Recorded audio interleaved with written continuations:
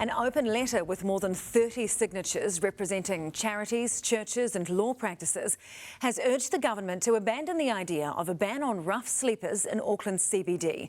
The letter, addressed to government ministers including Christopher Luxon, suggests the impact of such a policy would be devastating.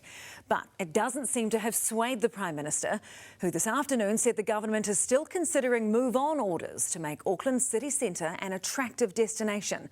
Here's political correspondent Zane Small. An open letter to ministers to bin the ban, a reference to the government's consideration of a ban on rough sleepers in central Auckland.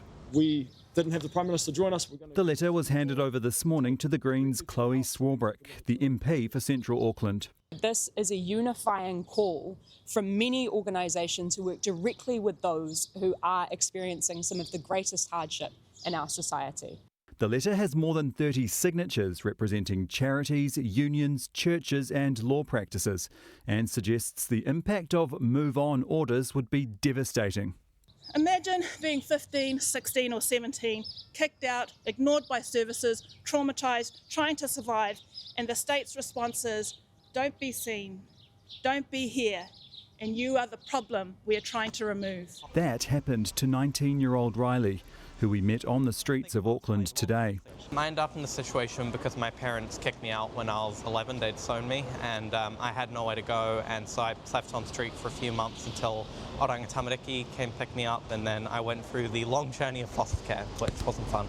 Ian Wright, who manages Queen's Arcade in downtown Auckland, knows it's a complex issue, but he's grown tired of antisocial behaviour affecting businesses. We've had assaults on retailers, we've had threats made, we've had certainly graffiti and just unacceptable behaviour. With the multi-billion-dollar city rail link set to open in 2026, the government wants Auckland's city centre to be an attractive destination.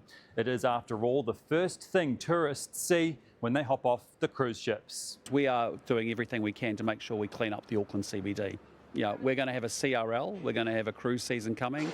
We've got Aucklanders who are intimidated to go into the city at the moment. We've put a lot more police out on the beat, which has been helpful. People who are homeless on the street often have complex needs, so we need to focus on addressing those complex needs rather than just taking a blunt approach of just booting them out of the CBD. We're calling on the government to bin the ban. We are very concerned about the harm this is going to have on our people. Specifically, Kickback is very concerned about the impact this will have on tamariki and rangatahi that are sleeping rough in the city centre. But the call seems to have fallen on deaf ears. We are going to solve the problem.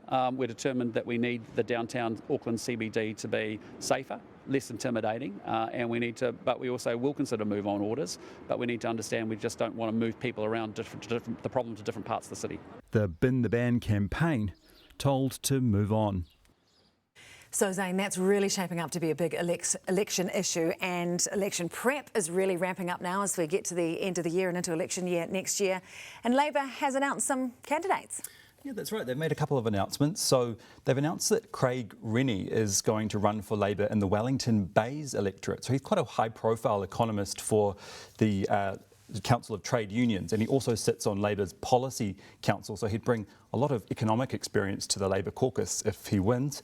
Labor has also confirmed that Aisha Verrill, who's currently an MP and the health spokesperson, she'll be running in the Wellington North electorate. So, and interestingly, both Wellington North and Wellington Bays are new electorates, part of the latest rewrite of the electorate map. And that meant that the Ohariu electorate was disestablished, and that's held by Labor MP Greg O'Connor.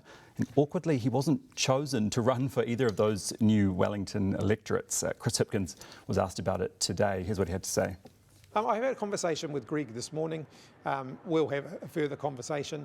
He's still a very valued member of his team. He's weighing up his options at the moment.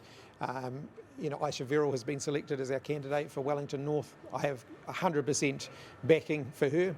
But we'll talk to Greg about where he might fit into the future. He's still a very, very important member of our team.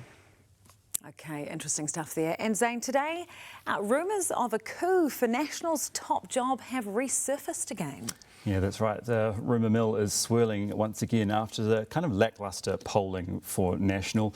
The Prime Minister was asked about it this afternoon and he seemed a little bit uncomfortable when asked about it. But once again, he said there is no truth to it and he is adamant that he will be running as the leader for National at the next election. OK, Zane, thanks for the update.